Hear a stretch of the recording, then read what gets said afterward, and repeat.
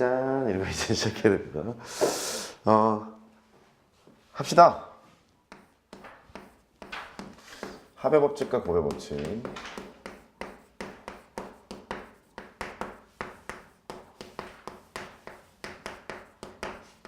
그러니까 경우의 수의 첫 시작이죠. 합의 법칙과 곱의 법칙을 어떻게 할 거냐.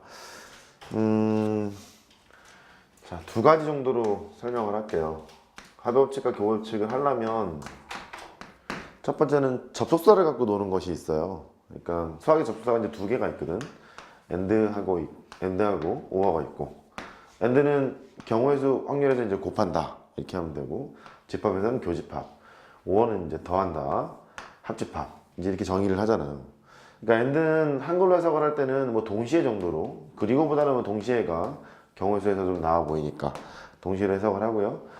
OR는 또는으로 이제 해석을 하죠. 수학적인 또는이랑 일상생활 또는 약간 다르다 했죠. 수학적인 또는은 뭐 짜장면만 먹거나 또는 짬뽕만 먹거나 하면, 수학에서는 짜장면만 먹거나 짬뽕만 먹거나 둘 다 먹거나를 다 얘기하다 보니까, 그래서 합집합과 연관이 있다 이렇게 얘기했던 것 같아.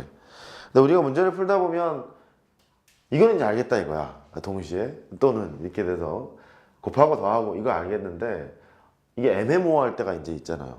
애매모호할 때는 어떻게 할 것이냐, 이제 그게 중요해서 거기에 대한 얘기를 해보러 가죠. 응용. 자, 예를 들어서 A라는 집이 있고 B라는 집이 있고 C라는 집이 있어요. 세 가지 길이 있고요, 두 가지 길이 있고요. 이렇게 전체 뭐 A에서부터 C까지 가는 길은 6가지의 길이 있는 거잖아요. 그 6가지의 길을 할 때 3 곱하기 2로 하잖아. 그랬던 이유가 길이 이제 1번하고 2번하고 3번이 있고 기억하고 니은이 있어요. 이렇게.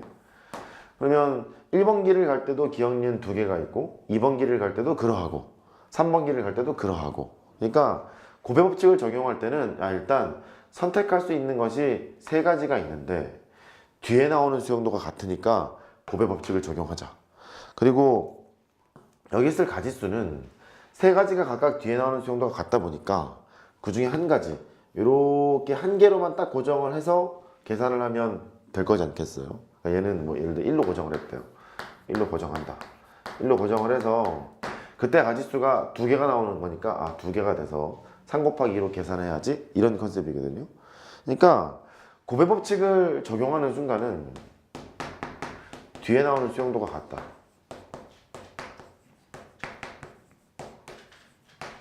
뒤에 나오는 수용도가 같게 되면은 곱의 법칙을 적용한다. 곱의 법칙을 적용하게 되는데 이렇게 쓸게요. 고정한다. 고정한다는 얘기는 지금 1로 지금 고정해서 지금 계산을 했잖아요. 고정해서 곱의 법칙을 적용하러 간다. 이렇게 기억하면 될 것 같아요. 이렇게. 합의 법칙의 얘는요, 이런 거죠. A가 있고 B가 있고 C가 있어. 여기 3개, 2개 이제 이렇게 있습니다. 여기 D 이렇게 있어요. 하나, 둘, 셋, 하나, 둘, 하나, 이런 게 있다는 겁니다. 그러면 이제 케이스를 나눌 거야. A에서 B로 갔다가 C로 갔을 테고, 그 다음에 A에서 D로 갔다가 C로 갔을 테고, 그 다음에 A에서 갔다가 B로 갔다가 D로 갔다가 뭐 C로 가거나, 그 다음에 A, D, B, C 뭐 이렇게 가거나 이렇게 하잖아요. 근데 얘가 각각 따로따로 분류를 했었을 때는 왜 그랬냐면, A, B, C로 갔을 때는 이제 3 곱하기 2로 계산을 할 거고, A, B, C로 갔을 때는 3 곱하기 1로 계산을 할 거잖아요. 이 뒤에 나오는 수용도가 달라요. 그러니까 이쪽으로 가는 거나 이쪽으로 가는 게 뒤에 나오는 수용도가 이제 다르잖아요. 여기는 3에다가 2로 갈 텐데 3에다가 뭐 1로 가고 이런 거잖아요. 그러니까 합의 법칙을 적용하는 순간은 따로따로 분류를 할 텐데, 이렇게 분류를 할 텐데, 합의 법칙은 포인트가 그래요. 뒤에 나오는 수용도가 달라.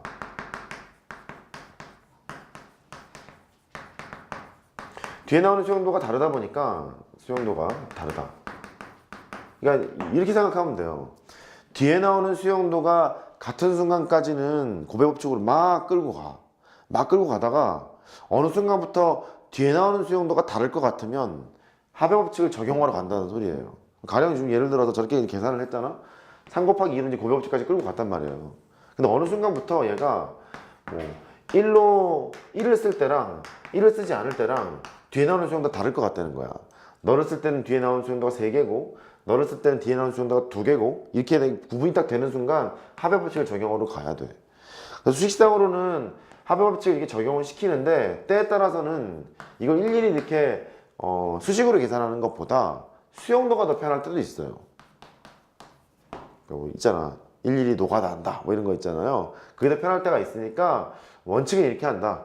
뒤에 나오는 수용도가 같다 고정한다 곱한다. 그다음 뒤에 나오는 수용도가 다르다 합의 법칙을 적용한다. 여기까지 됐죠? 오케이. 그 기준으로 문제를 몇 개 풀어볼게요.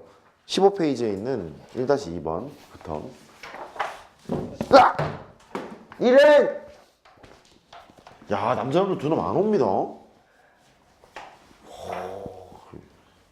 아니 정작 확통이 이제 시험까지 다 보신 분들은 오는데 시험을 봐야 될 분이 안 옵니다. 야, 골 때립니다. 1-2번. 영역의 이웃한 영역은 뭐 색이 다르도록 4가지 색을 칠하는 방법의 수를 구해라. 근데 색을 모두 사용할 필요 없다는 얘기는요 1, 2, 3, 4를 다 쓸 필요 없다는 얘기고 뭐 1을 2번 써도 된다 뭐 이런 얘기인 것 같거든요. 이거 해보죠. 자, 얘가 이렇게 4가지 영역이 있는데 4개 영역이 있는데 4가지 색을 쓰라고 했으니까 그래 너를 이제 쓰면 되겠구나. 뭐 어디부터 시작해도 상관은 없는데 많이 맞다운 면부터 시작하는 것이 계산하기 좀 편리하잖아요. 여기서부터 이제 계산을 해요. 여기는 1, 2, 3, 4, 4개가 다 들어갈 수 있을 거니까 4가지. 근데 1이 들어오면 3가지, 2도 3가지, 3 3가지, 4 3가지 이럴 거니까 뒤에 나오는 수용도가 같을 거잖아요.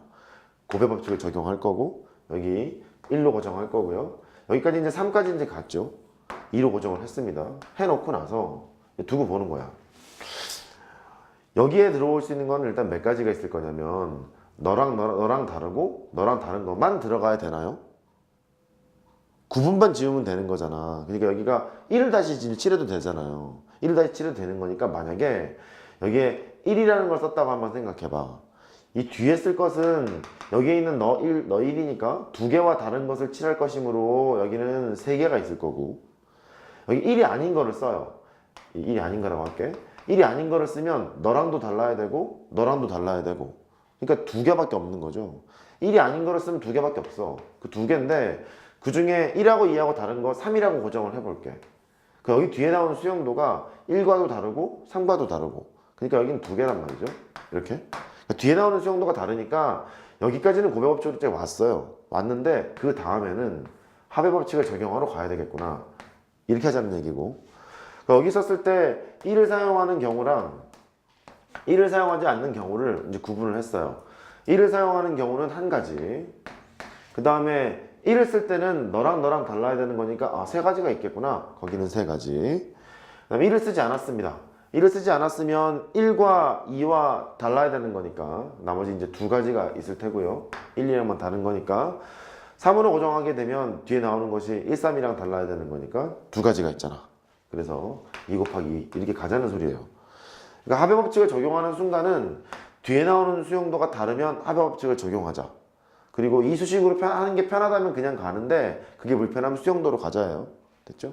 오케이. 12에다가 곱하기 3 더하기 4니까 7이 돼서 7, 24, 84 이렇게 계산을 하자는 소리입니다. 된 거죠? 넘어갑시다. 1-3번